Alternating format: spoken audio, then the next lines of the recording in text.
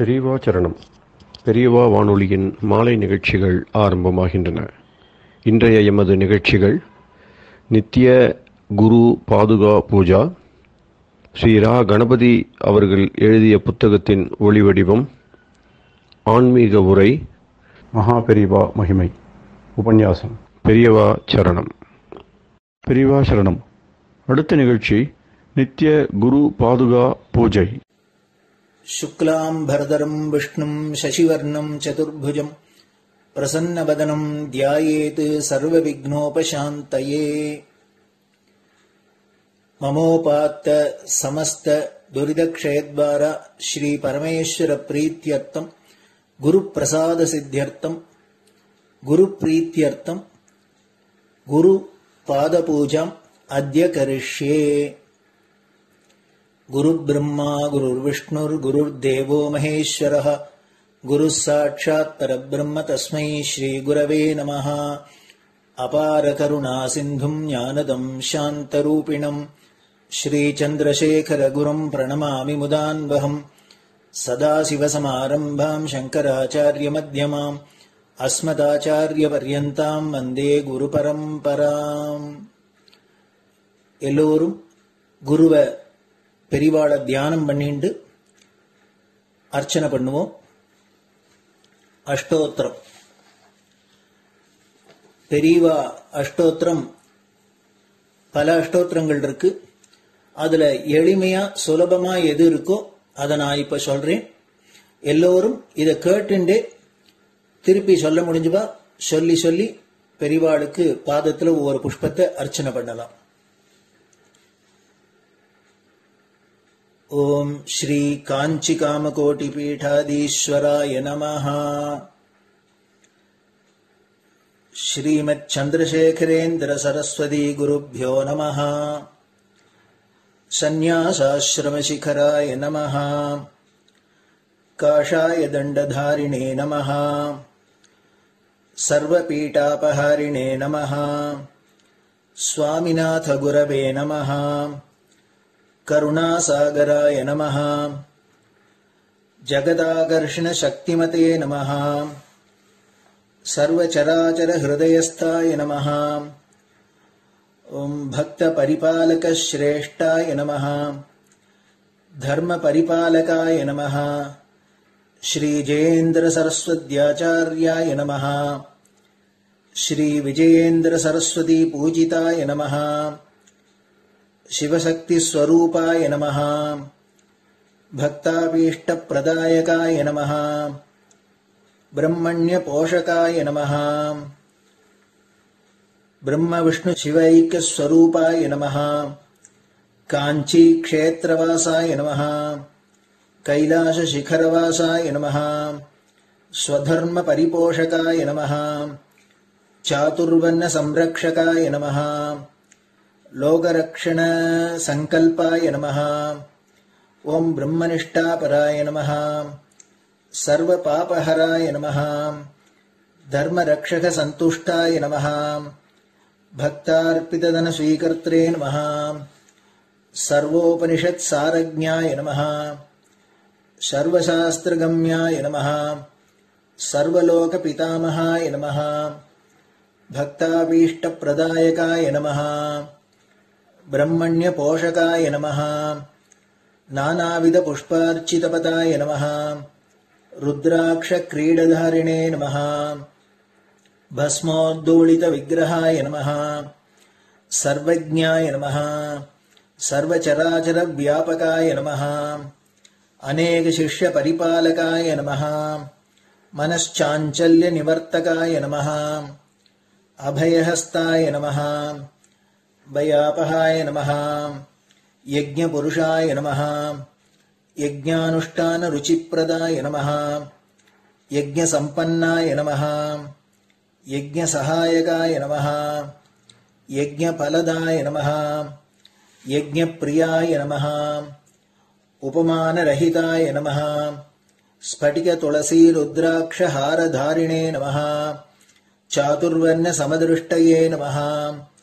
ऋग्यजुस्साम अथर्वणादि चतुर्वेद संरक्षकाय नमः। தட்சிணாமூர்த்தி ஸ்வரூபாய நமஹ ஜாக்ரத் ஸ்வப்ன சுஷுப்தி அவஸ்தாதீதாய நமஹ கோடி சூரிய துல்லிய தேஜோமே ஷரீராய நமஹ சாது சங்க சம்ரக்ஷகாய நமஹ அஸ்வகஜ கோபூஜா நிர்வர்த்தகாய நமஹ குருபாதுக பூஜா துரந்தராய நமஹ கனகாபிஷிக்தாய நமஹ ஸ்வர்ண பில்வதள பூஜிதாய நமஹ சர்வஜீவ மோக்ஷதாய நமஹ மூகவாக்தான நிபுணாய நமஹ நேத்ர தீக்ஷாதானாய நமஹ द्वादशलिंग स्थापकाय नमः गान रसप्रियाय नमः ब्रह्मज्ञानोपदेशकाय नमः सकलकलासिद्धिताय नमः चातुर्वण्यपूजिताय नमः अनेकभाषा संभाषण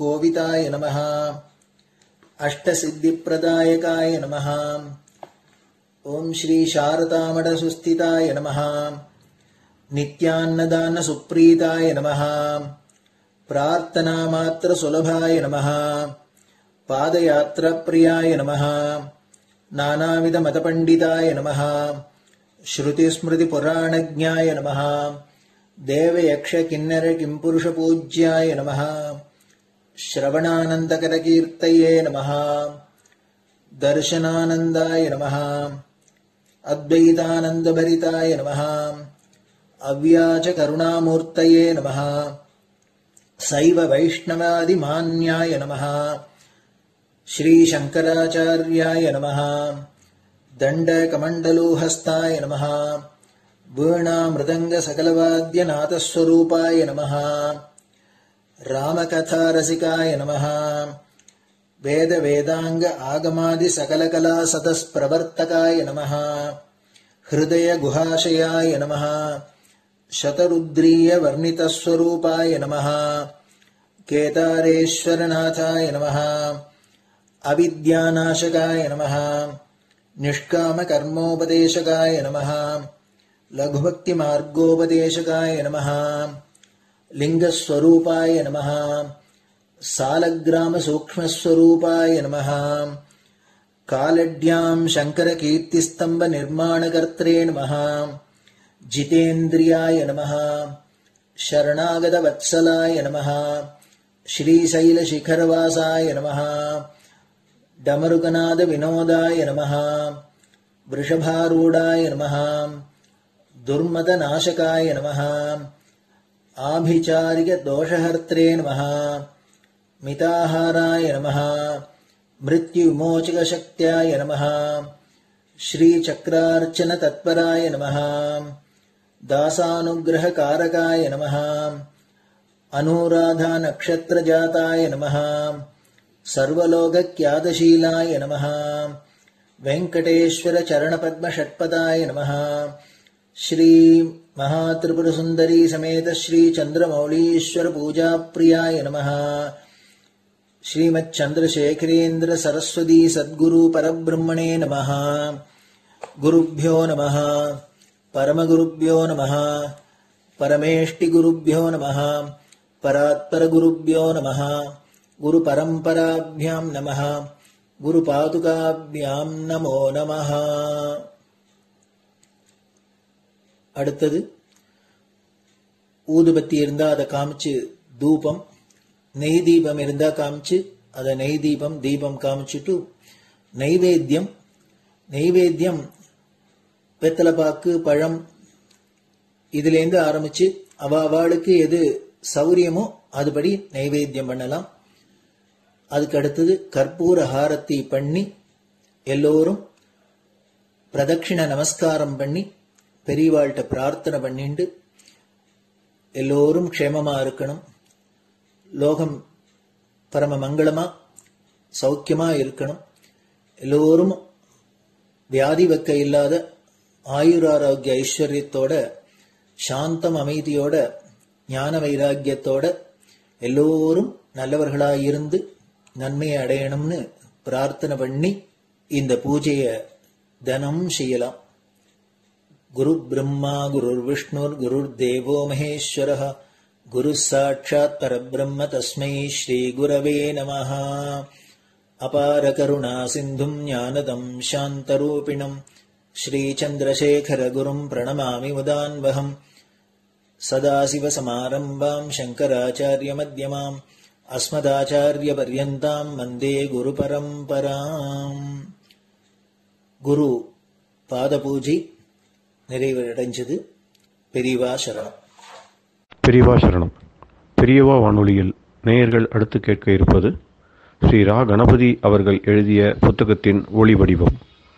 அளிப்பவர் ஸ்ரீமதி உமா சங்கர் அவர்கள். தேனினும் இனிய சொல்லான் தீச்சுடர் மேனி கொண்டான் ஊனுயிர்க்குயிரதான ஒன்றினைக் கலந்து நின்றான் ஏனினிக் கவலை நெஞ்சே இன்றுனக் அருள் செய்தான் இஞ்ஞானவான் காமகோட்டி நாதனை நம்புவோமே. ஜெய ஜெய சங்கர ஹரஹர சங்கர. மகாபிரிவாளின் உபன்யாசங்களை ரா கணபதி அண்ணா தெய்வத்தின் குரல் என்ற பெயரில் 7 பாகங்களாக தொகுத்து அளித்ததின் 7ஆம் பாகத்தின் அடுத்த பகுதி. தூக்கக்காரனும் ஆட்டக்காரனும் பாட்டுக்காரர்களும். சிவ விஷ்ணு அபேதம். காற்று ஆட்டமாக ஆடுகிற புயலுக்கும் ஆதாரமாக ஒரு சாந்த கர்ப்பம் ஸ்டில் சென்டர் உண்டு.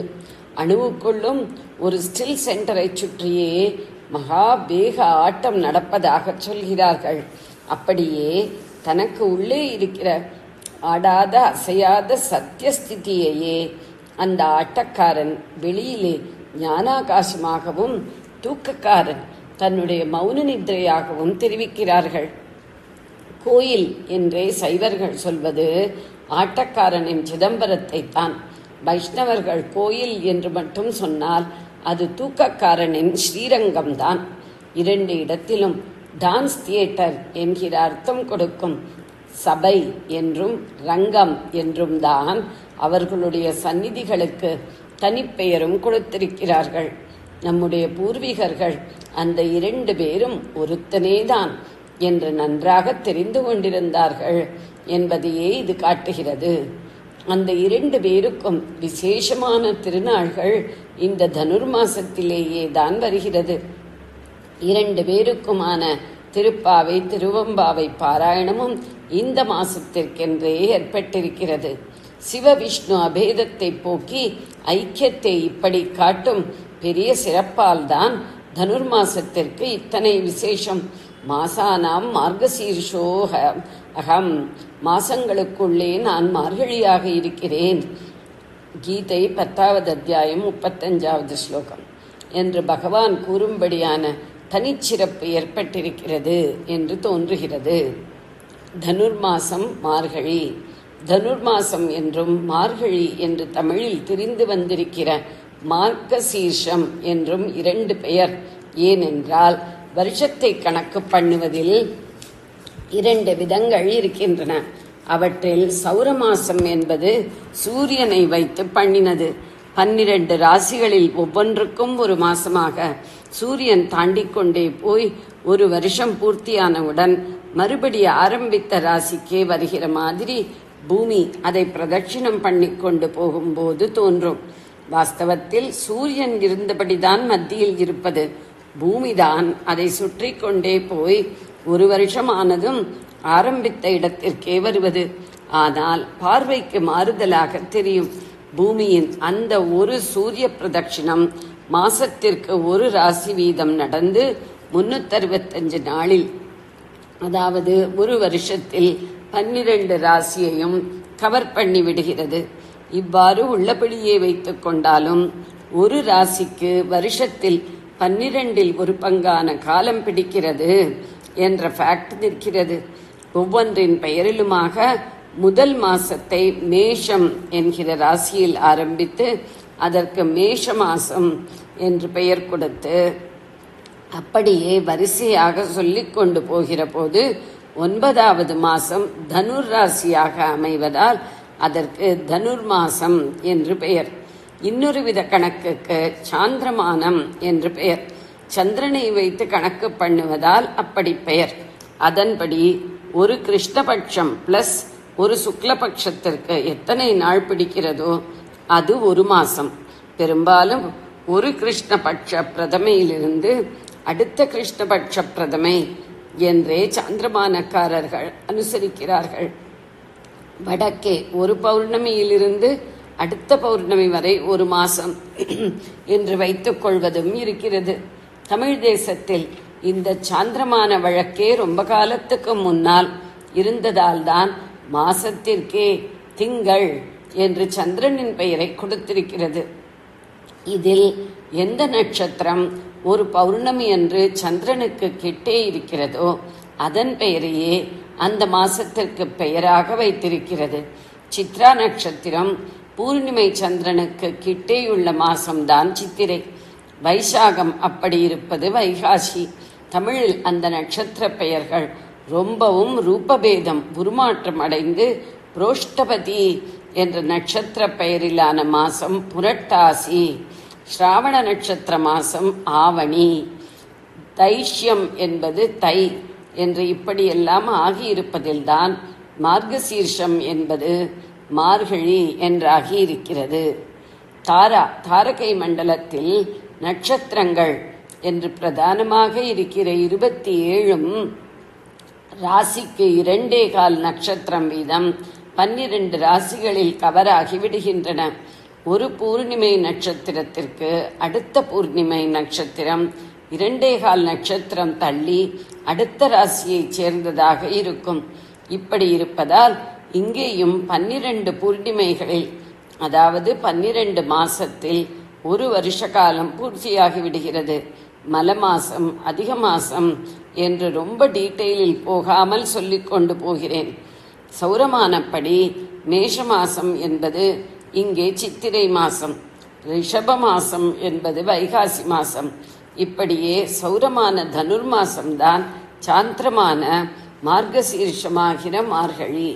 சிவவிஷ்ணு பேதம் போல் சைவ வைஷ்ணவ சமரசத்தை காட்டுவதாக ஈஸ்வரனுக்கு முக்கியமான திருவாதிரை, பெருமாளுக்கு முக்கியமான வைகுண்ட ஏகாதசி ஆகிய 2 உற்சவங்களும் இந்த மாசத்திலேயே வருவதால் தான் பகவத்கீதை விபூதி யோகத்தில் தாம் மாசங்களில் மார்கழி என்று பகவான் சொல்கிறார் என்று தோன்றியதை சொன்னேன்.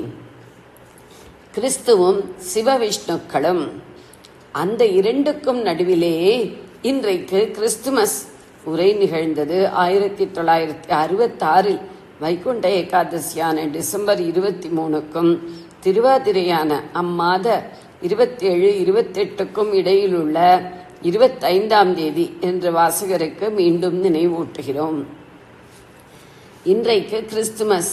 அது லோகம் பூராவிலும் ரொம்ப பேர் மதானுஷ்டமான தினமாகவோ அல்லது ஹாலிடே உல்லாசமாகவோ ஹோலிடேயாகவோ வெறும் ஹாலிடேயாகவோ கொண்டாடும் நாளாக இருக்கிறது. இதன் காரண புருஷரையும் நம்மை சேர்ந்தவராக, அதிலும் தம்முடைய பெயராலேயே நான் சொன்ன அந்த சிவவிஷ்ணு அபேதத்தை காட்டுகிறவராக சொல்லிக் கொள்ளலாமோ என்று தோன்றுகிறது. அவர் பெயர் என்ன? ஜீசஸ் கிரைஸ்ட் என்கிறோம். அது ஜெர்மானிக் என்றும் டியூட்டானிக் என்றும் சொல்கிற பாஷா குரூப்பை சேர்ந்த ஜெர்மன் பாஷை, இங்கிலீஷ், டச் இன்னும் ஸ்காண்டினேவியன் பாஷைகள் என்பதாக நார்வே, ஸ்வீடன், டென்மார்க் முதலான தேசங்களில் பேசப்படும் பாஷைகள் ஆகியவற்றில் அவருக்கு ஏற்பட்டிருக்கிற பெயர்தான். அவருக்கு மூலத்தில் ஹீப்ரூக்களின் பாஷையில் என்ன பெயரோ அதுவே சம்ஸ்கிருத ஸ்ராவணி தமிழ் ஆவணியாக உருமாறின மாதிரி இந்த பாஷைகளில் ஜீசஸ் என்று ஆகியிருக்கிறது. அவர் இந்த பாஷைகள் வழங்குகிற ஐரோப்பாவை சேர்ந்தவரே இல்லை, நம்முடைய ஆசியா கண்டத்துக்காரர் தான் அவர். அவருடைய தாய் பாஷை அரமீயன் என்கிறது. அது ஹீப்ரூக்களின் பாஷைகளான செமிட்டிக் குரூப்பை சேர்ந்த ஒரு பாஷையே. அதிலே அவருக்கு வைத்த பெயர் யேசுவா என்கிறதே. அந்த ஃபைனல் பாபை மாதிரி பட்டும் படாமலும் சொல்ல வேண்டும், யேசுவா. அதுதான் மற்ற ஐரோப்பிய பாஷைகளில் ஜோஷ்வா என்றும் ஜீசஸ் என்றும் ஆயிற்று. ஜகரவரிசையாவது எல்லா இடத்திலேயும் உண்டு. வேதத்திலேயே மற்ற சாக்கைகளில் கிளைப்பிரிவுகளில் ய என்று வருவது வடதேசத்தில் இப்போதும் அனுஷ்டானத்தில் இருக்கிற சுக்ல யஜுர்வேதத்தின் மாத்தியந்தின சாகையில் ஜ என்றுதான் வரும். யமுனாவை ஜமுனா என்கிறார்கள், யந்திரம் என்பதை ஜந்தர் என்கிறார்கள். தமிழிலே சம்ஸ்கிருத ஜாவை ய ஆக்குவது சகஜம். வேடிக்கையாக இதற்கு ஒரு கான்வர்ஸ் சம்ஸ்கிருதத்தில் யாமம் என்றே இருப்பதை நாம் ஜாமம் என்கிறோம். எதற்கு சொல்ல வந்தேன் என்றால், ஈசுவின் ஈதான் ஜீசஸில் ஜி ஆகி இருக்கிறது. அந்த ஜியை நாம் மறுபடி யகாரப்படுத்தி ஆனால் கொஞ்சம் வித்தியாசமாக இயேசு என்கிறோம். மூல ஈஷு நம்முடைய ஈஷ தான், அதாவது சிவநாமாதான் என்று வைத்துக் கொள்ளலாமே என்று தோன்றுகிறது. ஈசுவ நம்முடைய ஈஷ தான். அப்படி சொன்னால் நம்மவர்கள் அந்த மதஸ்தர்கள் 2 பேரிலுமே யாராவது அபிப்பிராய பேதமாக சொல்வார்களோ என்னவோ. பேதம் வேண்டாம் என்று தானே சொல்லிக் கொண்டிருக்கிறேன். ஆனபடியால் வைத்துக் கொள்ளலாமே என்றில்லாமல் வைத்துக் கொள்ளலாமோ என்று தோன்றுகிறது என்று வேண்டுமானால் திருத்திக் கொள்கிறேன். ஜீசஸ் கிரைஸ்டில் ஜீசஸை ஈசனாக சொல்லலாமோ என்று கிரைஸ்டுக்கு வருகிறேன். அது முழுக்கவும் ஐரோப்பிய பாஷையாகவே உருவான வார்த்தை தான்.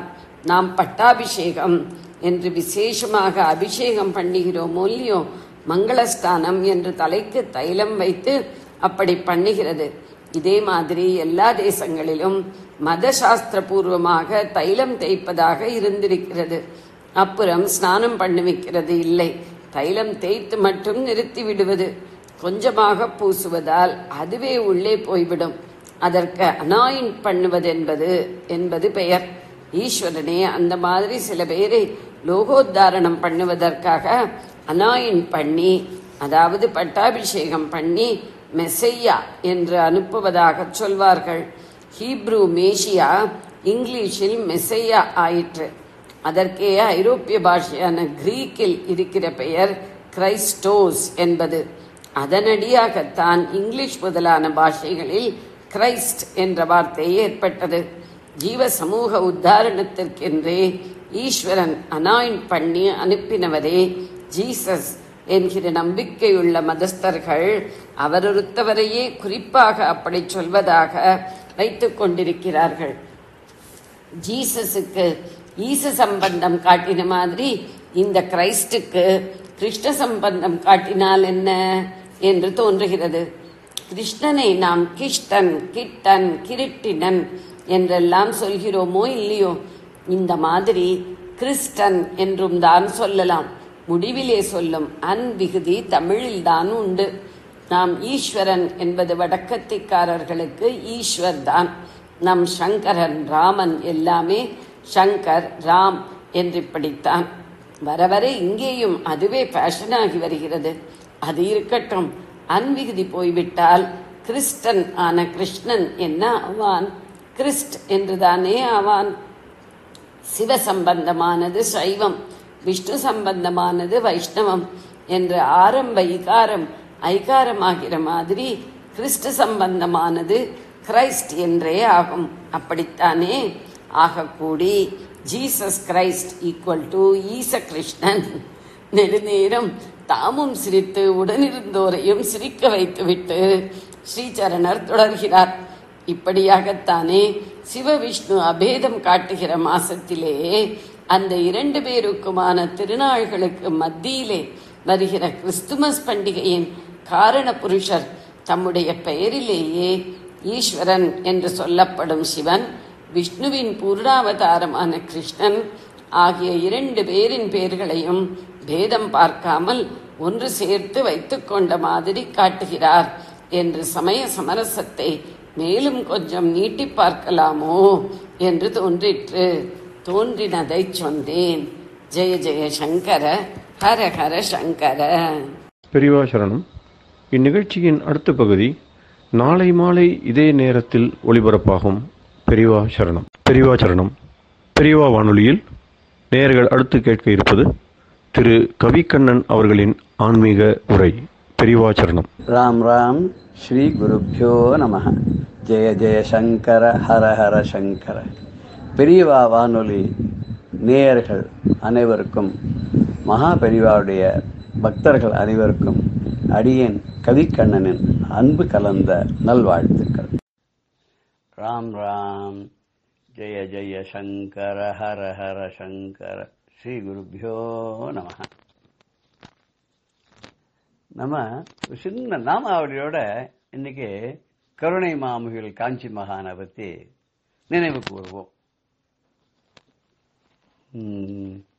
சங்கர குரு ஸ்ரீ சங்கர குரு சந்திரசேகர சங்கர குரு கைலாசவாசனே சங்கர குரு கைவல்ய பிரதனே சங்கர குரு ಶೈಲಜಾ ಪೂಜಕ ಶಂಕರ ಗುರು ಶರಣಾಗತ ರಕ್ಷಕ ಶಂಕರ ಗುರು ಕಾಂಚೀಪುರೀಶ ಶಂಕರ ಗುರು ಕಾಮಕೋಟಿ ಪೀಠ ಶಂಕರ ಗುರು ವಾಂಛಿತ ಫಲದ ಶಂಕರ ಗುರು ವಂದನಿ செய்தோம் ಶಂಕರ ಗುರು ಕರುಣಾಸಾಗರ ಶಂಕರ ಗುರು ಕಾಮಾಕ್ಷಿ ಪ್ರಿಯನೇ ಶಂಕರ ಗುರು ಅರುಣ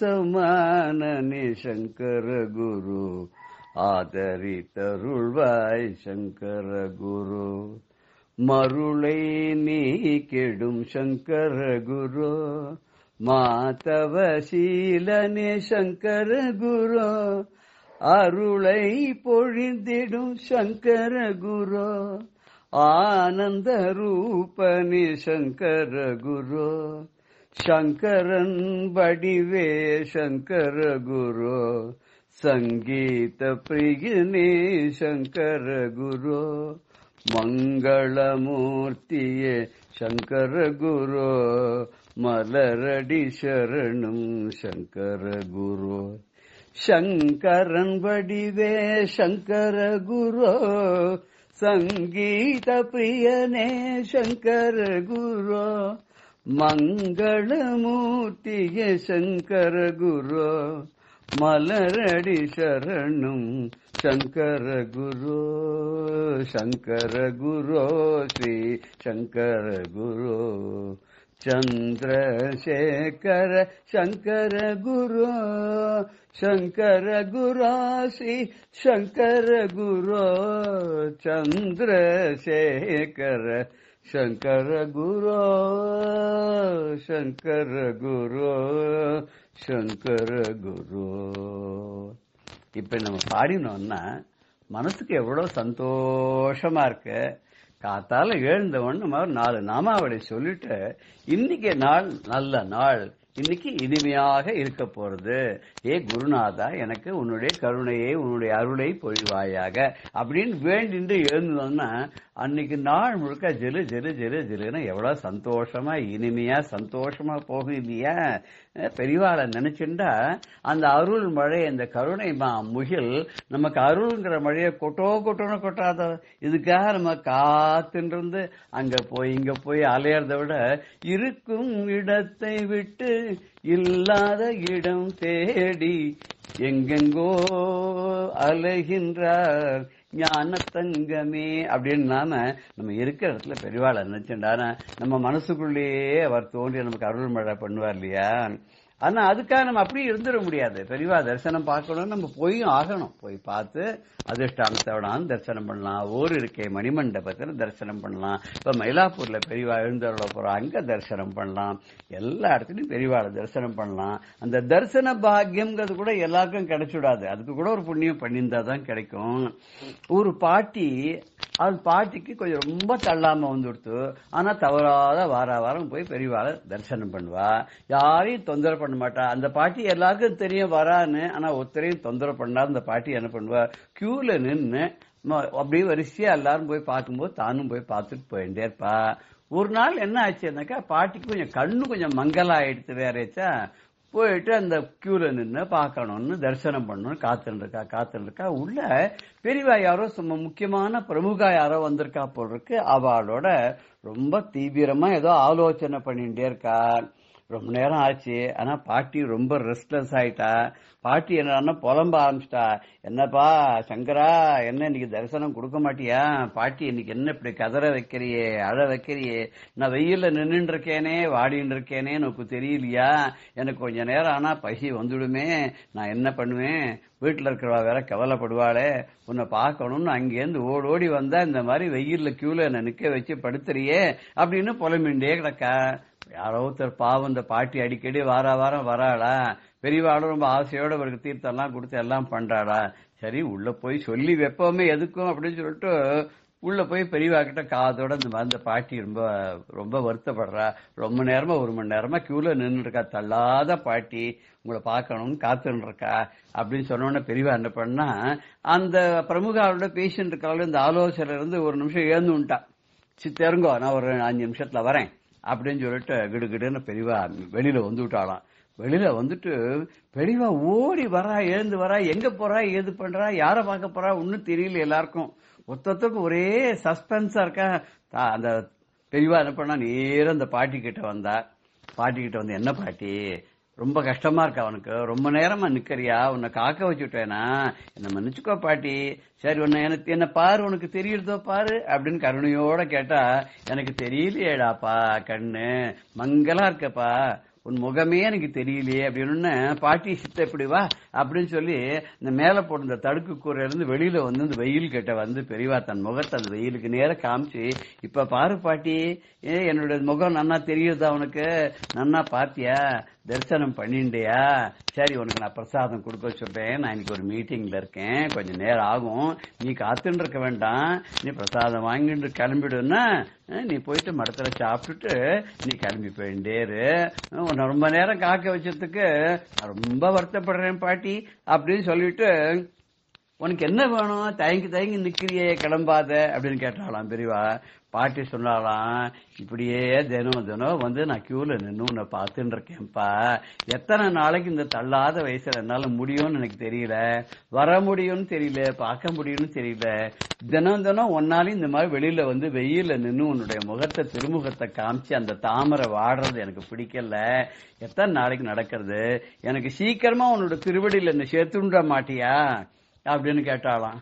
பெரியவா சொன்னாலாம், நீ வந்து என்னோட திருவடியில வந்து சேரணுங்கிற, நான் வந்து காமாட்சியோட திருவடிக்கு போய் சேரணும்னு நினைக்கிறேன், 2 பேத்துக்கும் வேலை வர வேண்டாமா, அம்பாள் காமாட்சி சந்திரமௌலீஸ்வரர் எப்ப என்ன கூப்பிடுறான்னு தெரியாது, என்ன அவ கூப்பிடும் போதுதான் நான் போக முடியும், எனக்கே அவ பர்மிஷன் கொடுத்து அழைக்கிற வரைக்கும் நான் காத்துட்டு இருக்கணும் இல்லையா, உனக்கும் அதுக்குன்னு ஒரு வேலை வரும், அந்த வேலை வரும்போது உன்னையும் வந்து காமாட்சி சேர்த்துப்போ, காமாட்சி தன்னுடைய பாதத்துல ஒன்னு சேர்த்துப்போ, நீ வந்து நல்ல கத்தி அடைவ, கவலைப்படாத, இப்போதைக்கு போய் சேரு, முடிஞ்ச அன்னைக்கு வந்து தரிசனம் பண்ணு, முடியாத அன்னைக்கு அதுக்காக நீ வருத்தப்படாத, நீ வீட்டிலேயே இருந்து நீ என்ன நினைச்சுக்கோ, எங்க இருந்து நீ என்ன நினைக்கிறியோ அந்த இடத்துல நான் உனக்கு தெரிவேன், போயிட்டு வரியா அப்படின்னு சொல்லி ரொம்ப ஆதங்கமா பெரியவா ரொம்ப ஒரு இனிமையாக குளுமையாக மென்மையாக அந்த பாட்டி கிட்ட பேசி பாட்டியை சந்தோஷப்படுத்தி அப்புறம் அனுப்பிச்சாலாம்.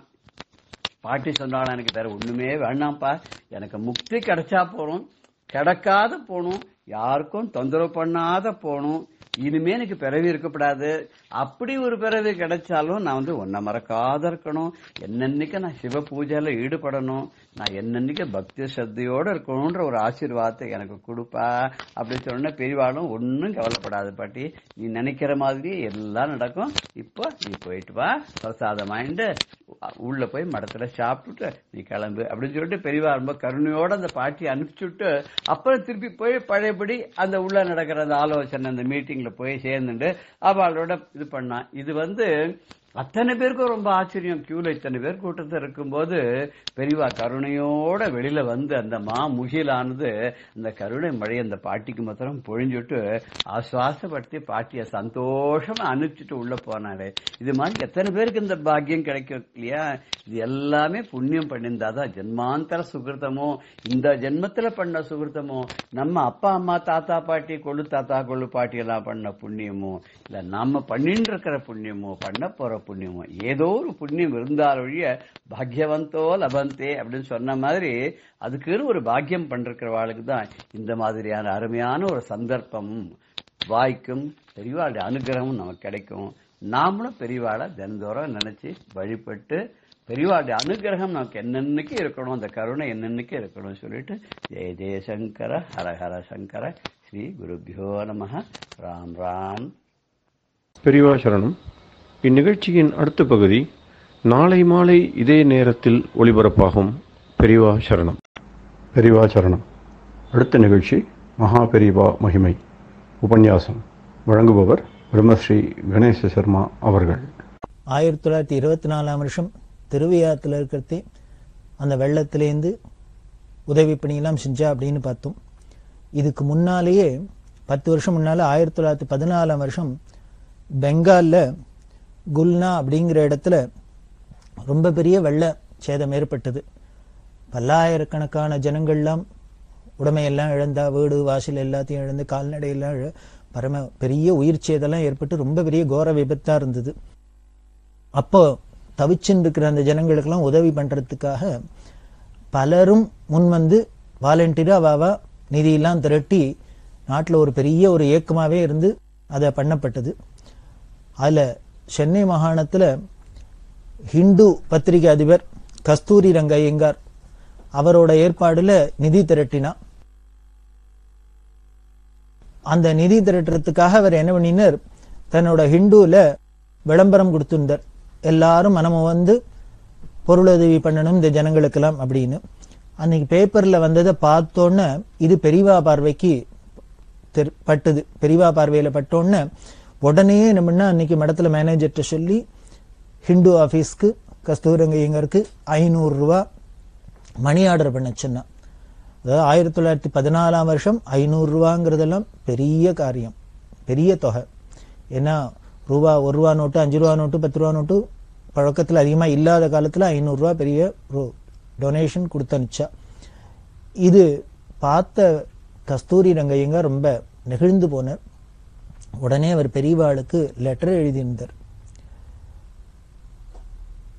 அந்த பேப்பர்ல பார்த்த அன்னைக்கே உடனே அனுப்பிச்சு மறுநாளைக்கு அவருக்கு போய் சேர்ந்துருத்து. பெரியவாளோட அந்த பிஸி ஷெடியூலுக்கு நடுப்புற அவ வந்து ஒரு ஸ்பிரிச்சுவல் லீடரா இருக்கிறதுனால அவளுக்கு மேடம் இந்த காரியங்கள்லயே அவ இருக்கிறதே. அப்படி ஒரு சமயத்துல பத்திரிகையில வந்து இந்த ஒரு விளம்பரத்தையும் பார்த்துட்டு உடனே அன்னைக்கே தாமதம் இல்லாத பணம் அனுப்பிச்சு வச்சது பெரியவாளோட சமுதாய சிந்தனையும் அவளோட பொறுப்பையும் உணர்த்துறதா இருக்கு. நிஜமாவே எனக்கு ரொம்ப மகிழ்ச்சியா இருந்தது, ஆச்சரியமா இருந்தது. இதை விட பெரிய ஆச்சரியம் என்னன்னா, இது மாதிரி ஒரு விஷயத்துக்காக ஒரு மடாதிபதியிட்டேந்து டொனேஷன் வாங்குறது இதுதான் முதல் தரம் அப்படின்னு பெரியவாளுக்கு பாராட்டி லெட்டர் போட்டு தன்னோட நமஸ்காரம் எல்லாத்தையும் தெரிவிச்சிருந்தார். பின்னால பெரியவா மெட்ராஸ் பக்கம் வரத்தே அவ ஆபீஸ்க்கு போறா, எல்லாம் பண்ணி இங்க பெரியவா விஜயம் பண்றா. ஹிந்துக்கும் இந்த பெரியவாளுக்கும் காமகோடி பீடத்துக்கும் ரொம்ப நெருங்கின தொடர்பு இருந்தது. இந்த கஸ்தூரி ரங்கரையங்கார் காலத்திலேருந்தே அது அப்படித்தான் இருந்தது. இது மாதிரிதான் பல சந்தர்ப்பங்கள்ல. இது 1924 அங்க பண்ணான்னா அதுக்கப்புறம் 40-45 வருஷம் கழிச்சு ராமேஸ்வரத்துல ஒரு கடும் புயல் தாக்கித்து. அநேகமா எல்லாருக்கும் தெரிஞ்சிருக்கும். 60s வாக்குல 1960 வாக்குல மிகப்பெரிய புயல். தனுஷ்கோடி அப்படிங்கிற இடம் காணா போற அளவுக்கு மழை பெஞ்சு புயல், சமுத்திரம் கொந்தளிப்பு எல்லாம் இருந்தது. அது நடக்க போறது. அதுக்கு முன்னால பெரியவா என்ன பண்ணினா, இந்த 60ஆம் வருஷம் ஆரம்பத்திலேருந்து எங்கெங்கெல்லாம் யாத்திரை பண்ணாலும், தஞ்சாவூர் ஜில்லாலாம் யாத்திரை பண்ணியிருந்தா, எந்த இடத்துல யாத்திரை பண்ணினாலும் போற இடத்தெல்லாம் யாரை பார்த்தாலும் அவளுக்கு நிலம் இருந்ததுன்னா உடனே ஒரு உத்தரவு, மடத்துக்கு ஒரு மூட்டை நெல் அனுப்புறியா அப்படின்னு. இப்படியே கேட்டுனே வந்தா, மடத்துக்கு ஒரு மூட்டை நெல் அனுப்புறியா, மடத்துக்கு ஒரு மூட்டை நெல் அனுப்புறியான்னு. ஜனங்கள்லாம் பார்த்து ஏதோ பாவம் மடத்துல ஏதோ போறல போல இருக்கு, வேண்டிருக்கு பெரியவாளுக்கு, எத்தனையோ தர்ம காரியம் எல்லாம் பண்றா, அதனால நெல் அனுப்பிச்சிருந்தா. மடத்துல இருக்கிற மேனேஜருக்கு என்ன உத்தரவுன்னா, எந்தெந்த ஊர்ல போய் மடத்துக்கு நெல் அனுப்புங்க, அந்தந்த லோக்கல் மடத்துக்கு அவ கொண்டு சேர்ப்பா. அந்தந்த மேனேஜர்ஸ்க்கு என்ன உத்தரவுன்னா, இப்படி சேர்ற நெல்லை எல்லாத்தையும் உடனே கொண்டு ராமேஸ்வரத்துல சங்கர மடத்துல வைக்கணும் அப்படின்னு, அங்க அனுப்பிச்சிடணும் அப்படின்னு. இப்படியே அங்கங்க சேர்ற நெல் எல்லாம் ராமேஸ்வரத்துக்கு வந்து சேர்ந்துருக்கு. ராமேஸ்வரத்துல அந்த அக்னி தீர்த்தத்துல காஞ்சிகாம கோடி பீடத்தோட சங்கர மடம் இருக்கு. ஆதிசங்கருக்கு மிகப்பெரிய 4 சிஷ்யாலோட ஒரு மண்டபம் எழுப்பி அதுல ஆச்சாரியால் பிரதிஷ்டை பண்ணி எல்லாம் பண்ணியிருக்கா. என்ன தட்சிணாம்நாயம் அப்படின்னு இந்த சார்தாம்ல பகவத்பாதால் இந்த ராமேஸ்வரத்துல தட்சிணாம்நாய பீடம் ஸ்தாபிதம் பண்ணினத்தினால அது பல காலகட்டங்கள்ல இது மாதிரி சமுத்திர கொந்தளிப்பு உட்பாதங்கள் இதனாலும் அழிஞ்சு போயிருக்கலாம். அப்புறம் பார்த்தீங்கன்னா வரலாறுல பார்த்தீங்கன்னா டெல்லியிலேருந்து மாலிகாபூர் படையெடுத்து ராமேஸ்வரம் வரைக்கும் வந்து ஹதாஹதம் பண்ணிட்டு தான் நமக்கு ஹிஸ்டரி சொல்றது. அதுல இந்த தட்சிணாம்நாயம் ராமேஸ்வரத்துல இருந்ததும் காணா போயிருக்கலாம். அதெல்லாம் ஞாபகார்த்தமா தான் பெரியவா அப்படி ஆதிசங்கருக்கும் இந்த ராமேஸ்வரத்துக்கும் ஒரு பெரிய தொடர்பு இருக்கிறதுனாலதான் நாங்க பெரிய அக்னி தீர்த்தத்துல எல்லாரும் ஸ்நானம் பண்ணி தலையை நிமித்தினோடனே பகவத்பாதா தரிசனம் பண்ணணும் அப்படிங்கிற ஒரு நோக்கத்துல அங்க சங்கர மடம் ஸ்தாபிதம் பண்ணி ஆச்சாரியாளுக்கு பிரதிஷ்டை பண்ணினா, அங்க சுத்திவர இருக்கிற இடத்துல அந்த மடத்துல விஸ்வநாதன் அப்படிங்கிறவர் தான் பார்த்திருந்தார்.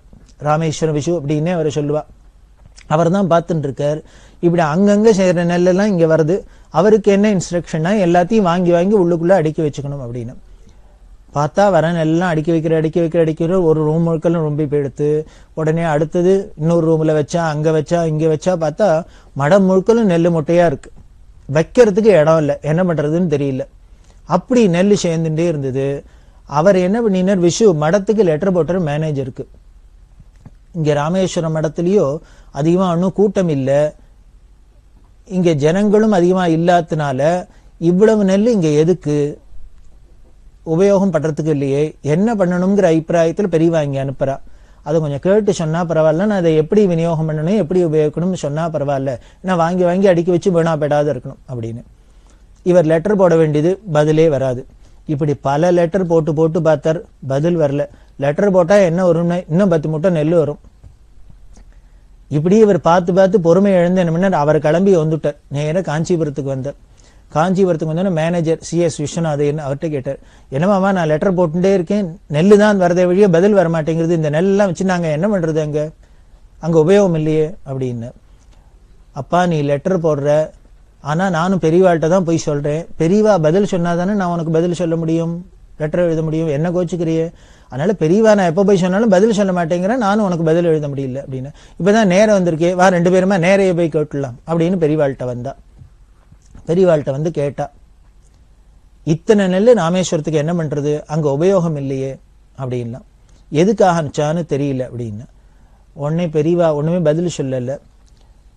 உடனே மேனேஜர் சொன்னார், அங்க ஆள் இல்லாத இடத்துக்கு இத்தனை மூட்டை நெல் வருது, அந்த நெல்லெல்லாம் இங்க வந்தாலும் ஜனங்கள்லாம் இத்தனை பேர் தரிசனத்துக்கு வரா, மடத்துல இத்தனை பேர் சேவார்த்திகள்லாம் இருக்கிறதுனால இங்க உபயோகமாவான்னு இருக்கும், அதனால அந்த நெல்லெல்லாம் இங்க வேணா கொண்டு வந்துட்டா தேவையில்ல, அங்க எதுக்கு அப்படின்னு சொன்னா, நான் இங்கக்கின்னு வாங்கலையே அப்படின்னா, நான் உனக்கு இங்க நம்ம உபயோகத்துக்கு நான் வாங்கலையே அப்படின்னு. சரி அங்க என்ன பண்ண போறது அப்படின்னு பதில் சொல்லல. உடனே கேட்டா, இந்த மேனேஜர் நீ சொல்ல என்ன பண்ணலாம் அப்படின்னு. அவர் பார்த்தார், இவர் நெல்லை கலெக்ட் பண்றது, இவர் இதை எப்படி விநியோகம் பண்ணணும்னு தன்னை கேட்கிறாளே. பெரியவாள்கிட்ட பழகினவாள்லாம் ரொம்ப ஜாகிரதையா தான் மூவ் பண்ணுவா. ஏன்னா பெரியவா என்னம்னா முதல்ல ஆழம் பார்ப்பா, நம்மள்கிட்டயே கேட்டு தெரிஞ்சுக்கிறாப்புல, நம்மளே அபிப்பிராயம் சொல்றாப்பெல்லாம் பார்த்துப்பா. அவர் பார்த்தார், நான் என்னத்தை சொல்றது, பெரியவா வாங்குற நான் என்னத்தை சொல்றது அப்படின்னு. உடனே அவர் என்ன பண்ணார், இந்த கேட்டதுக்காக சரி இங்கே கொண்டு வர வேண்டாம்னா அங்கேயே ராமநாத சுவாமி கோவிலுக்கு பல யாத்திரிகள்லாம் வரா. ராமநாத சுவாமிக்கு நிறைய நெல் இருக்க வழி, இப்போ ஒருத்தரும் அரிசி கொடுக்க மாட்டேங்கிறா, நெல் கொடுக்க மாட்டேங்கிறா, அதனால அங்க கோவிலுக்கு வேணா உபயோகமா இருக்கட்டும், அங்க வேணா கொடுத்துடலாம் அப்படின்னு. உடனே பெரியவா சிரிச்சுட்டு, நான் இங்க மடத்துக்குன்னு சொல்லல, ராமநாத சுவாமிக்குன்னு நான் வாங்கல அப்படின்னு. சரி என்ன பண்றது. உடனே விஸ்வநாதன் சொன்னார், எனக்கு அங்க வைக்கிறதுக்கு இடம் இல்ல, பெருச்சாளியெல்லாம் தின்னுடும் போல இருக்கு, வீணா போயிடும் போல இருக்கு அப்படின்னு. பெரியவா அப்படி பதிலே சரியா சொல்லாதனால மேனேஜருக்கும் வந்துடுத்தோம், வைக்கிறதுக்கு இடம் இல்லைன்னா சமுத்திரத்துல கொண்டு ஒப்படா அப்படின்னு இவர்கிட்ட கத்தினார். இப்படி கத்தினா பெரிய உடனே ஒத்துட்டே கேட்டா என்ன பண்ணலாம் என்ன பண்ணலாம் என்ன பண்ணலாம் அப்படின்னு கேட்டா யாரும் என்ன பதில் சொல்ல, ஒத்துரும் ஒன்றும் பதில் சொல்ல. யாரான ஏதான சஜஷன் சொன்னாலும் அதை உடனே அதுக்கு இல்லையே இதுக்கு இல்லையேன்னு வேற மறுத்து சொல்லிடுறா. இப்படியே முடிஞ்சது. கடைசியில ஏந்துன்னு பெரியவா உள்ள போயிட்டா. இங்கேருந்து விஸ்வநாத ராமேஸ்வரத்துலேருந்து வந்து லெட்டர் போட்டா ஒன்றும் பதில் வரலையேன்னு நேர கேட்டு தெரிஞ்சுக்கலாம்னா இப்ப நேரையும் பதில் இல்லை. இப்படி ஒன்றும் இல்லாத பேச்சுட்டு முடிஞ்சிட்டு போச்சு. அவருக்கு ரொம்ப வருத்தமா போச்சு. மேனேஜருக்கு கோவம் வந்துடுத்து. நீ பாட்டு கிளம்பி போடா ராமேஸ்வரம், இவர் இப்படிதான் பண்ணுவார், இருந்தா இஷ்டம் தான் இருக்கட்டும், ஏலி தின்னா திங்கட்டும், என்ன தின்னா திங்கட்டும், உனக்கு இடம் இல்லைன்னா இங்கேனும் அக்கம் பக்கத்துல சமுத்திரக்கரையில கொண்டு வச்சுக்கோ, வர நெல்லாம் அப்படின்ட்டு அவர் சொல்லி அனுப்பிச்சுட்டார். இவர் வெக்ஸ் ஆகி இங்கேருந்து வந்துட்டார். ராமேஸ்வரத்துக்கு வந்துட்டு விஸ்வநாதன் இவர் வந்தாரோ இல்லையோ அடுத்த சில நாள்ல புயல் ஆரம்பிச்சது, மழை ஆரம்பிச்சது. கடுமையான புயல், கடுமையான மழை. இந்த ஆரம்பிச்சு 4 நாள் ஆனோன்னு பெரியவா என்ன பண்ணினா மடத்துல கைங்கரியம் பண்ணி இந்த 2 பேர், அந்த 2 பேரையும் உடனே கிளம்பி ராமேஸ்வரம் போ அப்படின்னா, பஸ்ஸோ ட்ரெயினோ என்ன பிடிச்சு போவையோ உடனே கிளம்பி ராமேஸ்வரம் போ. ராமேஸ்வரத்துல போய் அங்க நெல் இருக்கு மூட்டையெல்லாம், அதெல்லாம் அரிசியா குத்தி அத்தனை பேருக்கும் ஆகாரத்துக்கு ஊர் முழுக்கல டிஸ்ட்ரிபியூட் பண்ண சொல்லு அப்படின்னு உத்தரவு பண்ணிட்டான். இவா 2 பேரும் மடத்திலேருந்து போனவா தான் லாஸ்ட். அதுக்கப்புறம் ராமேஸ்வரத்துக்கும் இந்த இந்திய தீபகற்பத்துக்கும் லிங்கே கட்டாயிடுத்து. ரயில் போக முடியல. அந்த காலத்துல ரயில் போக்குவரத்து மட்டும்தான், ரயில்லாம் போக முடியாத அளவுக்கு போயிடுத்து. சமுத்திரம் அப்படி பொங்கிண்டு அப்பதான் தனுஷ்கோடிங்கிறதே காணா போன அளவுக்கு கடுமையான புயல். அப்படி இருக்க அந்த ஊர்ல பெரிய பணக்காரெல்லாம் கூட சாப்பாட்டுக்கு இல்லாத தவிக்க முடியுமா எடுத்து. பணம் இருக்கு, காசு இருக்கு, ஒரு சாமானும் இல்லை வெளியில, ஆனா ஊர் முழுக்கலும் வெள்ளக்காடா இருக்கு. அப்படி தவிச்சு இந்த சமயத்துல மடத்துல இத்தனையும் எத்தனை மூட்டை நெல் இருந்தோ அத்தனையும் அரிசியாக்கி அத்தனை பேருக்கும் வேளைக்கு ஒருவேளை கார்த்தால மட்டும் போட்டா போருமா, அத்தனை பேருக்கும் போட்டு அன்னதானம் பண்ணி. வேடிக்கை என்னன்னா பணக்கார ஆளுக்கெல்லாம் நேர வந்து மடத்துல வாங்கிக்கிறதுக்கு வெக்கமா இருக்குமா, அதனால யாரையானு விட்டு வாங்கிட்டு வர சொல்லி சாப்பிடுவாளாம். ஏன்னா அவளுக்கும் வேற ஒன்றும் சாப்பாட்டுக்கு வேற வழியே கிடையாது, கண்ணியா சாமானா ஒன்றும் கிடையாது. இங்கேருந்து என்ன கொடுக்குறாளோ மடத்துலேருந்து அதுதான். அப்படி பசியாறினா கிட்டத்தட்ட 1 மாசம் போல அத்தனை ஜனங்களுக்கு அந்த தீவுல இருக்கிற அத்தனை பேருக்கும் சாப்பாட்டுக்கு இந்த பெரியவா சேர்த்த நெல்லு தான் உபயோகமாச்சு.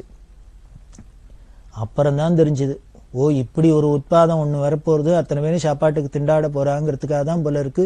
பெரியவா அதுக்கு 1 வருஷம் 2 வருஷம் முன்னாலேருந்தே நெல்லு கலெக்ட் பண்ண ஆரம்பிச்சுட்டா, நெல்லை சேர்த்து வச்சா அப்படின்னு. இதான் திரிகால ஞானிங்கிறது. அவளுக்கு தானே தெரியும் பின்னால என்ன வரப்போறது அப்படின்னு. சரி, இப்போ இந்த விஸ்வநாதன் வந்து கேட்டார், லெட்டர் போட்டார், மேனேஜர் வந்து கேட்டார், அப்போன்னு சொல்லாமலையோ இல்ல பின்னால அதுக்கு ஒரு உபயோகம் இருக்கு, அப்போ உபயோகப்படுத்திக்கலாம் அப்படின்னு சொல்லாமலையோ, அதை சொல்லாத பெரியவா ஏன் மழுப்பணும் அப்படின்னு. அதுதான் ஞானிகள்ங்கிறது. உடனே வாயை விட்டுட மாட்டா. காரணம் என்னன்னா பின்னால பெரிய உட்பாதம் வரப்போறது, புயல் வரப்போறது, அதுக்காக உபயோகப்படுத்தணும் அப்படின்னு முன்னாலேயே சொன்னா நன்னா இருக்குமோ? அவ்வளவுதான், அதுலயே பிராணம் படும். அதுக்கப்புறம் விஸ்வநாதன் அங்கேருந்து ராமேஸ்வரமா போவர், அவர் போக மாட்டார். அதுதான் ரகசியத்தை, தேவ ரகசியம் அப்படின்னு. எந்தெந்த காலகட்டத்துல எப்பப்போ வெளியில வரணுமோ அது தானே வெளியில வர அழகா பார்த்துன்னு இருப்பா.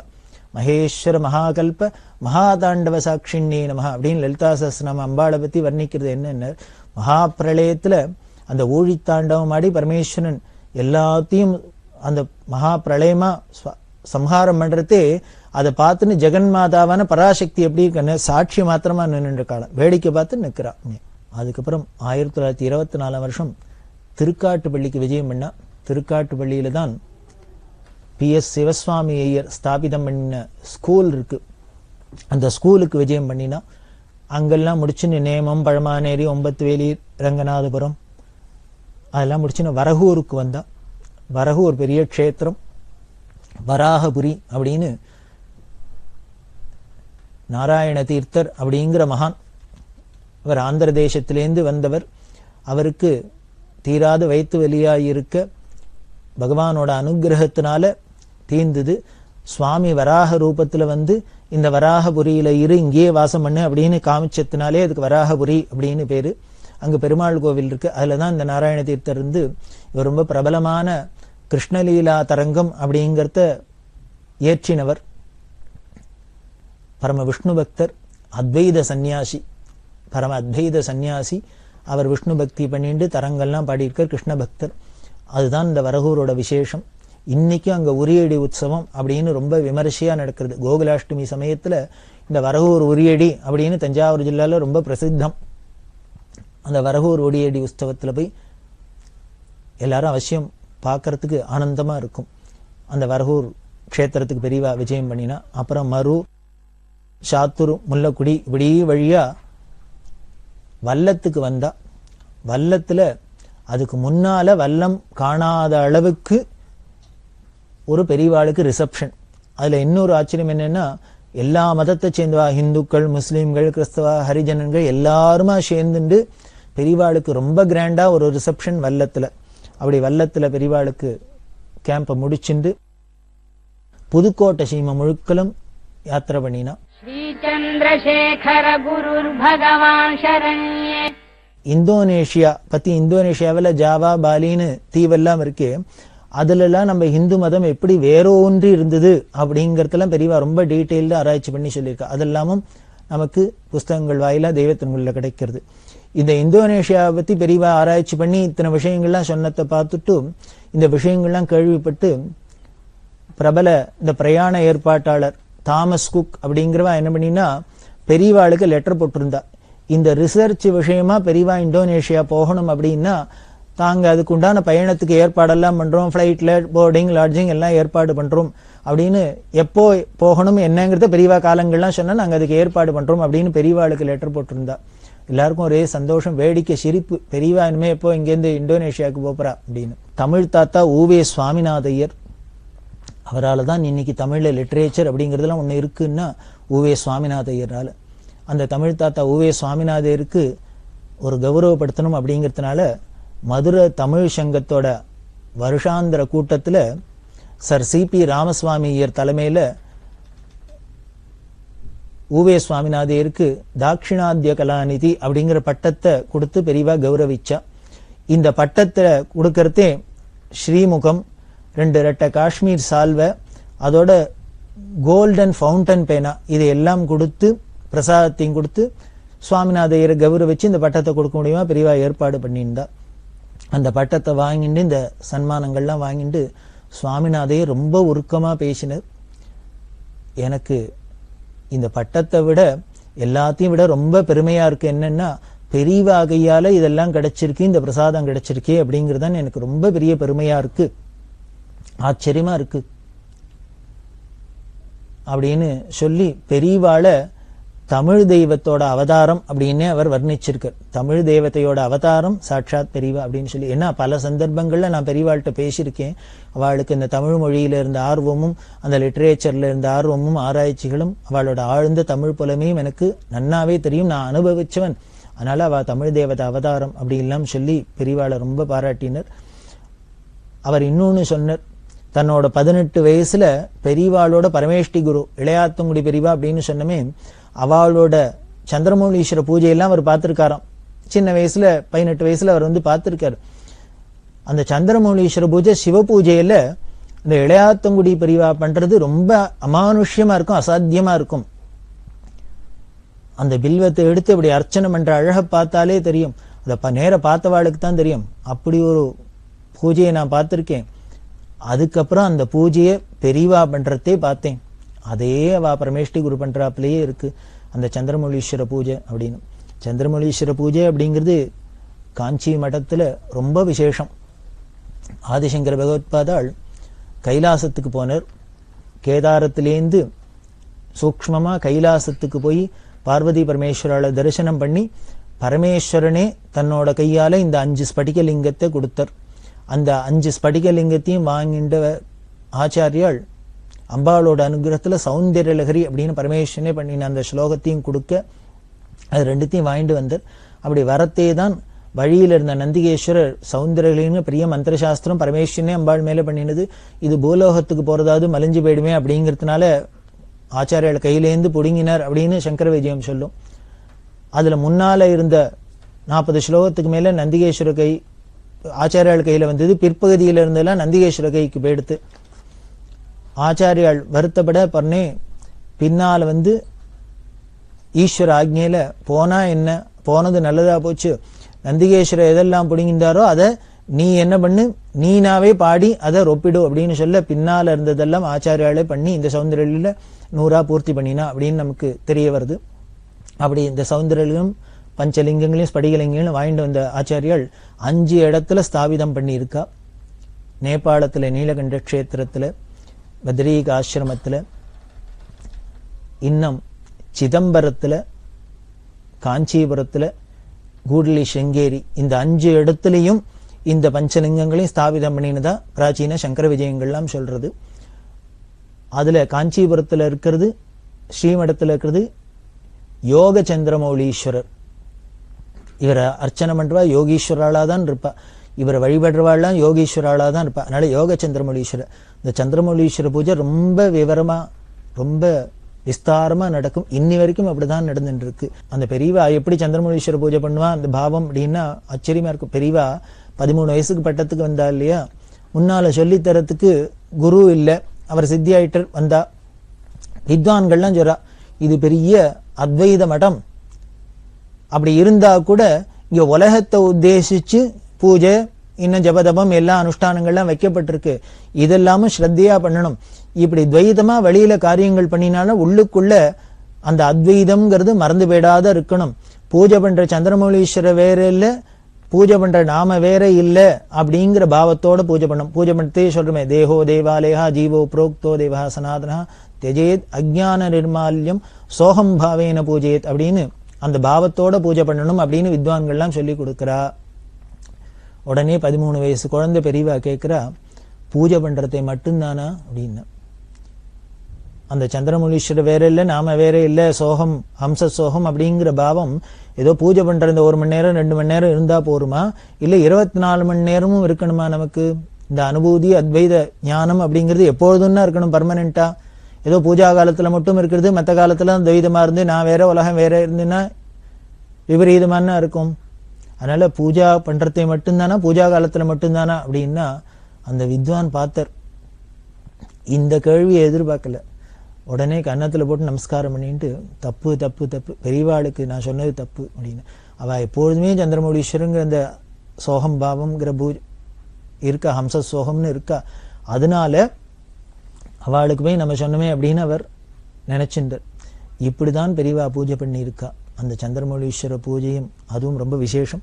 அப்படி இளையாத்தங்குடியில 25ஆம் வருஷம் பெரியவா சாதுர்மாசியம் பண்ணி இருக்கிறது. பக்கத்துல 5 மைல் தூரத்துல குன்னக்குடின்னு இருக்கு. அந்த குன்னக்குடி இடத்துல அந்த க்ஷேத்திரத்துல ஸ்ருங்கேரி ஆச்சாரியால் ஸ்ரீ சந்திரசேகர பாரதி அவர்கள் அவா வந்து சாதுர்மாசியம் பண்ணியிருந்தா. 5 மைலுக்குள்ள இந்த பக்கம் காஞ்சி மடாதிபதி, அந்த பக்கம் சந்திரசேகர பாரதிங்கிற ஸ்ருங்கேரி மடாதிபதி 2 பேரும் இருக்க. வித்வான்கள் பக்தாள்ல எல்லாரும் 5 கிலோமீட்டர் வித்தியாசத்துல இருந்ததுனால இங்கேயும் வந்து தரிசனம் பண்ணுவா, இங்கேயும் வந்து அனுபவிப்பா, அங்கேயும் போய் தரிசனம் பண்ணுவா அனுபவிப்பா, அப்படி எல்லாம் பண்ண 2 ஆச்சாரியாலும் ஒருத்தருக்கொத்தர் பரஸ்பரம் விசாரிச்சுண்டு அந்யோன்யமா இருந்திருக்கா அப்படின்லாம் தெரியறது.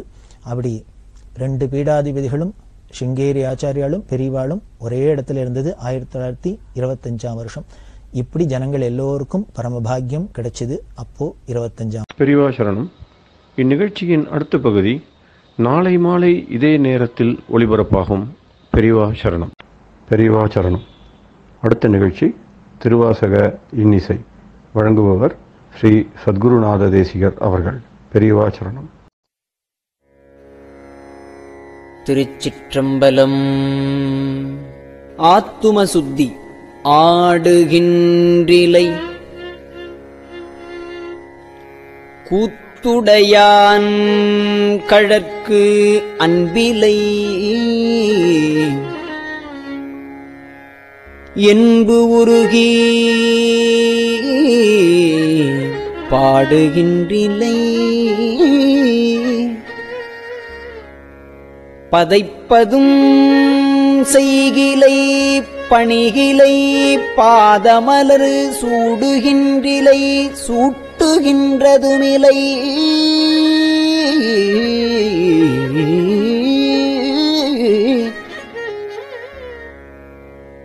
துணையிலே பிணநெஞ்சே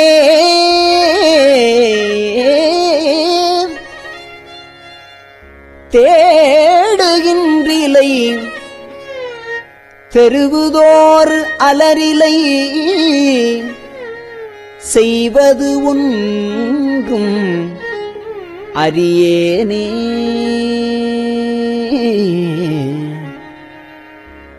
செய்வதொன்று அறியேனே.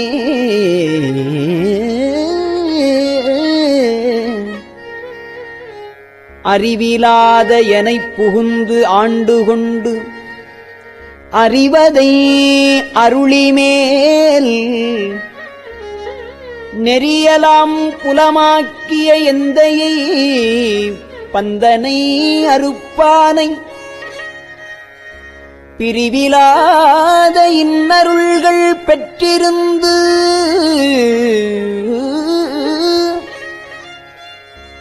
மாறாடுதி பிணநெஞ்சே.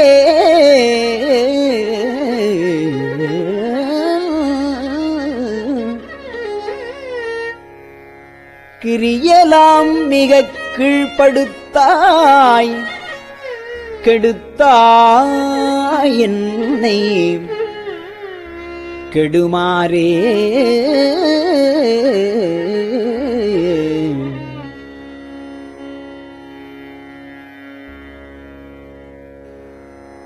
மாறி நின்றனை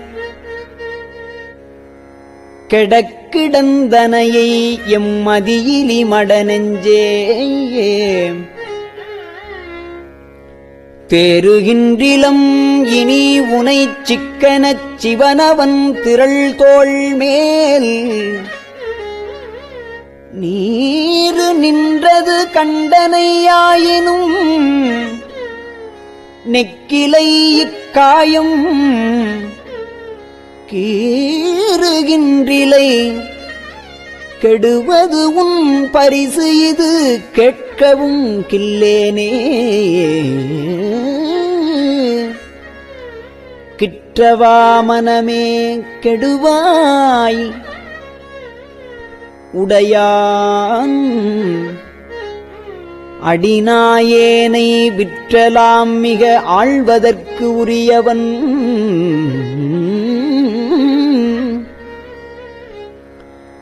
விரைமலர் திருப்பாதம் முற்றிலா இளந்தளிர் பிரிந்திருந்து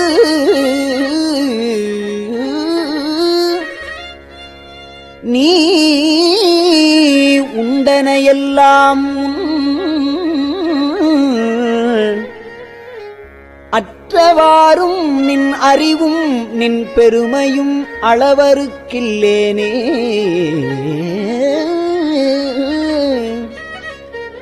அளவறுப்பதற்கரியவன் இமையவர்க்கு அடியவர்க்கு எளியான் நம் களவறுத்து நின்று ஆண்டமை கருத்தினுள் கசிந்து உணர்ந்திருந்தேயும் உலகறுத்து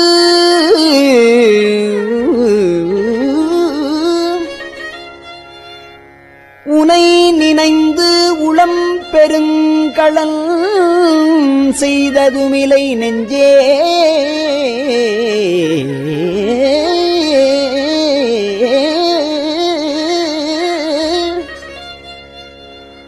பழகு அறுத்து யான் கடல் பணிந்திலை பரகதி புகுவானே.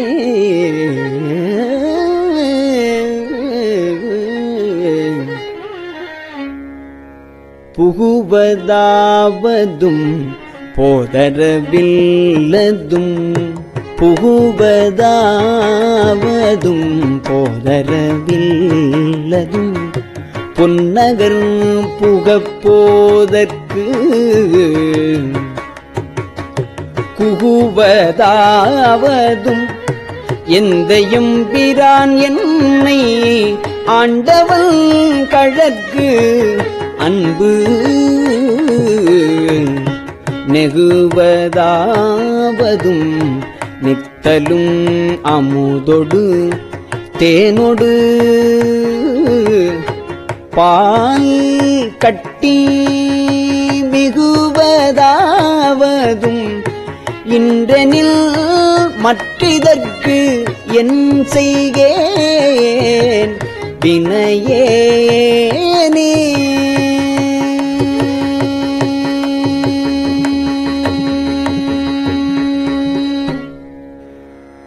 வினை என்போல் உடையார் பிறர் ஆருடையான்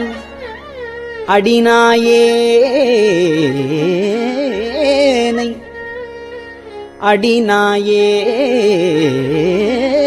அடிநாயேனை தினையின் பாகமும் பிரிவது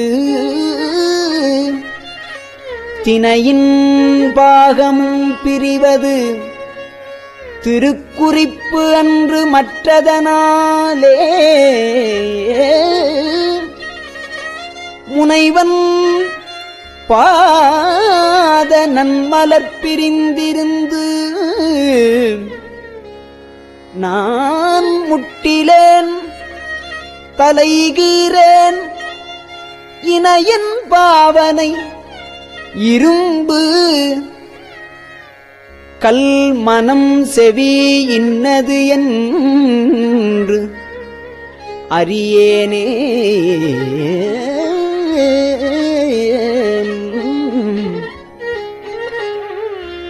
ஏனை யாவரும் எய்திடல் உற்று மற்று இன்னதென்று அறியாத தேனை ஆண் நெயை கரும்பினின் தேரலை சிவனை என் சிவலோகக் கோனை மானன நோக்கி தன் கூரனை குறுகிலேன் நெடுங்காலம் சிவலோகக் கோனை மானன நோக்கிதன் கூரனை குறுகிலேன் நெடுங்காலம் ஊனை யான் இருந்து ஓம்புகின்றேன் கெடுவேன் உயிர் ஓயாதே. ஓய்விலாதன உவமனில் இறந்தன உன்மலர்த்தாள் தந்து நாயிலாகிய குலத்தினும் கடைப்படும் என்னை நன்னெறி காட்டி தாயிலாகிய இன்னருள் புரிந்த என் தலைவனை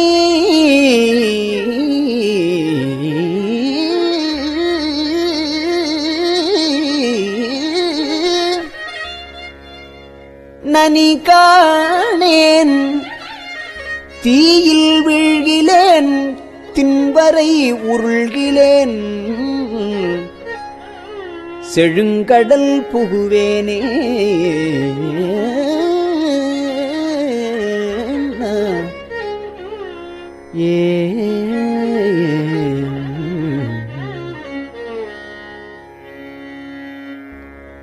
வேணில் வேள்கணை கிழித்திட மதிசுடும் அதுதனை நினையாதே.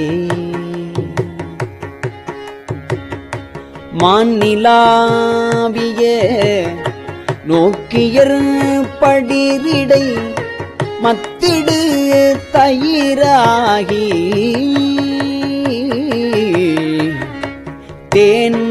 தேன்நிலாவிய திருவருள் புரிந்தயன் சிவன் நகர் புகப்போகேல்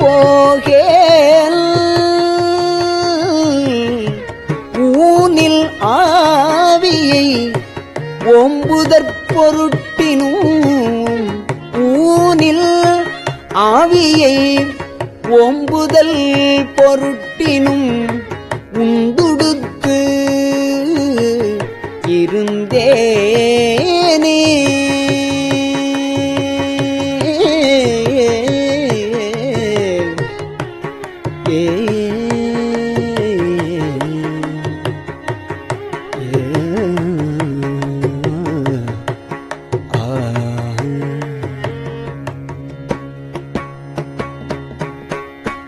திருச்சிற்றம்பலம்.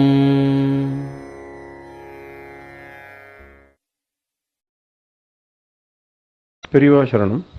இந்நிகழ்ச்சியின் அடுத்த பகுதி நாளை மாலை இதே நேரத்தில் ஒளிபரப்பாகும். பெரியவா சரணம். பெரியவா சரணம். பெரியவா வானொலியின் இன்றைய நிகழ்ச்சிகளின் நிறைவாக திருப்பொன்னூசல் வழங்குபவர் சத்குருநாத தேசிகர் அவர்கள். பெரியவா சரணம். திருச்சிற்றம்பலம். திருப்பொன்னூசல். மூன்றங்கிலங்கு நயனத்தன் மூவாத வாந்தங்கு தேவர்களும் காணாமலர் அடிகள் தேன் தங்கு தித்தித்து அமுதூரி தான் கழிந்தங்கு ஊந்தங்கு நின்றூருக்கும் உத்தர கோசமங்கை போந்தங்கு இடை மருது பாடி குலைமஞ்சை போன்றங்கு அனநடையீர் பொன்னூசலாடாமோ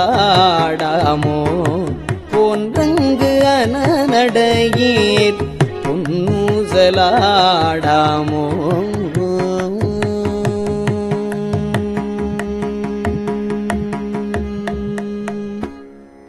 திருச்சிற்றம்பலம். கஞ்சிவல காமாட்சி தன் குழந்தாய் சங்கரே.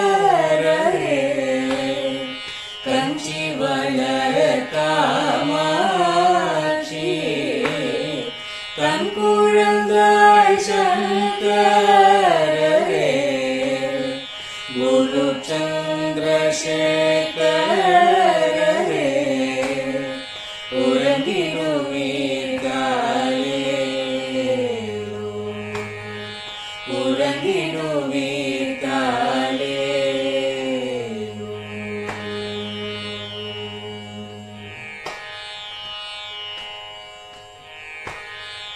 ஆதிகுரு சங்கரராய் அன்றொரு நாள் வந்தவரே. 68 ஏகபதி காலே.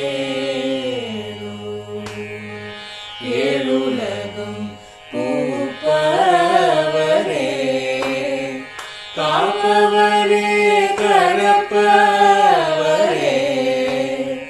எல்லோர்க்கும் அருள்பவரே உலகிடுவீர்காலே.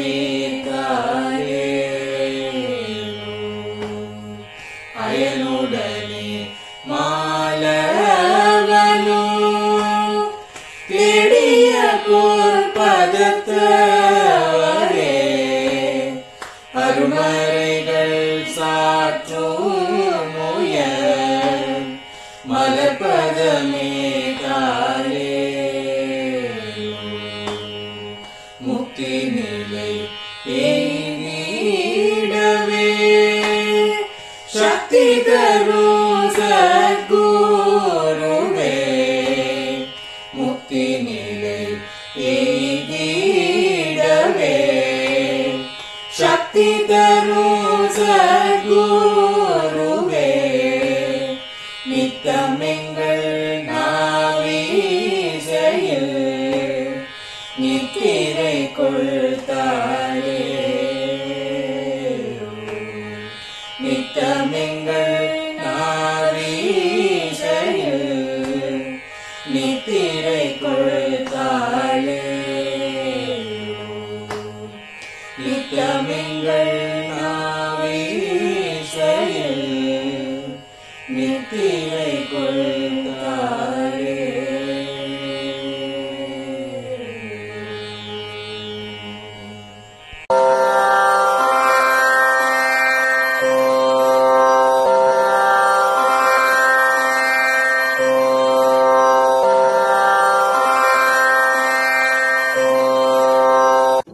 பெரியவா சரணம்.